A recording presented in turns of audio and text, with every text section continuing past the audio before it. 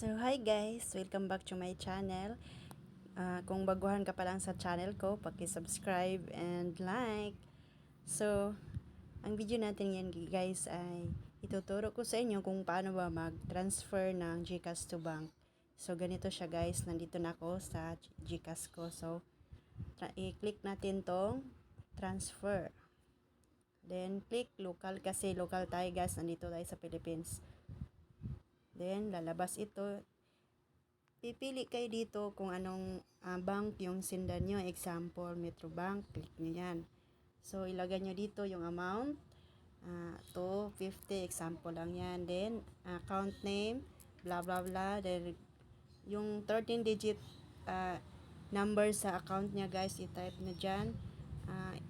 Double check. Para hindi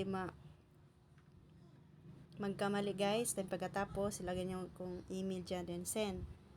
May charge pala na 15 siya guys. So lalabas siya guys.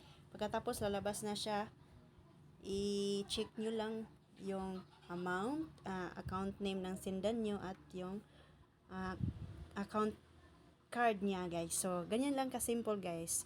And that's all. Thank you for watching. Bye.